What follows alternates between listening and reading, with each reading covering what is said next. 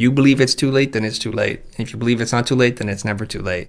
Is now the worst time or the best time to get started with, and then fill in the blank? I mean, you had this post the other day that really inspired me, which is, hey, I got started on YouTube at 42. I got serious with Instagram at 46. You know, we're both about halfway done with things, but like you got started late in terms of what other people would see as the norm. Yeah. Talk about that. Is it too late to start what we're going to do? And if so, why? If not, why not? I think that question is so individualistic that if you believe it's too late, then it's too late. If you believe it's not too late, then it's never too late.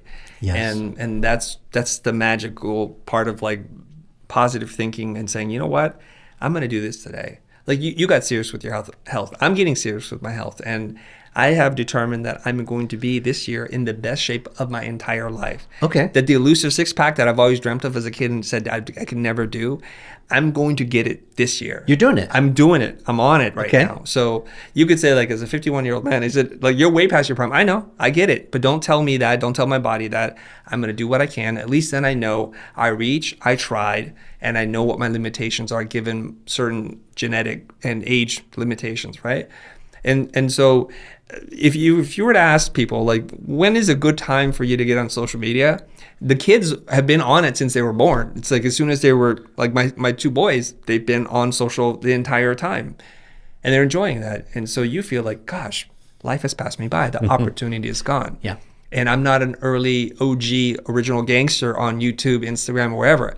And platforms, as everybody knows, rewards those original people who get on, who are consistent. They give them most of the algo love. And if you're not there, if you and I are not there, it kind of feels like the game is stacked against you. Yeah. You missed the boat. You missed the boat. And so you can say, well, I missed the boat. I'll catch the next boat. Or you can say, the boat is still here. I'm going to swim after it and I'll get where I get. And I think that's the message I wanted to put out to everybody, which is I got started really, really late. And I remember it was at Otis I was teaching, and one of my students was like, hey, Chris, have you heard of YouTube? And this is year one of YouTube. I'm like, how do you spell that? Is it you and then TOOB? And it was like, that's how dumb I am about this, right? So this is 2006 we're talking about. It's early. And the highest or the most watched video was the history of dance. I don't know if you remember that. Absolutely. And I got on that, and it's just, you saw a bunch of like poorly produced, low quality videos that were like cats and dancing. I could not figure it out. Yeah. So it took a while. I'm a late bloomer. It's like it takes me a while to figure it out. Maybe I should do this thing. And so I put it out there, and it's one of these things where I want to say for people, temper your expectations. If you get on any of these platforms, if you want to run a marathon, just be patient with yourself, set realistic goals, and just keep working towards it. And so then the summary of that story is like, I got started really late. I didn't even want to do it. People just kind of put their foot behind me and just pushed my backside and said, just do it, will you? And then years later, not months, but years later, you step back and you're like, whoa, look at this. 2.1 million followers on YouTube. Yeah. 800,000 on Instagram. Was it a snowball effect? Like just gradually over time, or did it like peak and spike, and did it go crazy after you did some things? Yeah, I think if you were to look at the graph, it looks crazy. Yeah. I wish it were like nothing and then everything and then you just keep going. Yeah. But it's all parts in the middle and everything in between. Yeah. So first is like a couple years of basically grinding in anonymity. And people hate that, but I think that's a good thing.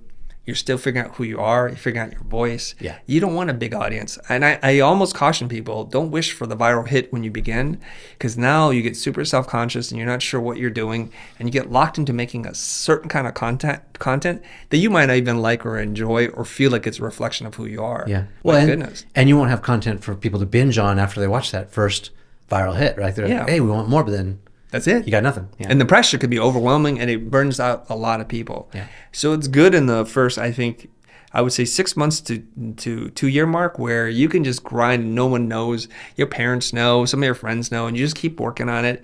And eventually you start to find your groove, you find your audience, and you find a style that works for you. And so for us, it's just slowly grinding. And then there's a video that then takes off. With the video where we talk about pricing for a logo, it hit a lot of the triggers that you need to have a viral video. Now, I wouldn't consider it viral video, but for us, it felt viral. Like we're getting thousands or tens of thousands of views a day or a week, and I was like, "This is bananas to me. How could this be?" This feels so good. It feels so good after grinding on it for a while, you know? yeah. And it's kind of affirming because you think you make a good piece of content, that should be enough. It's not. It's a lot of different things that are sometimes in your control and out of your control. Yeah.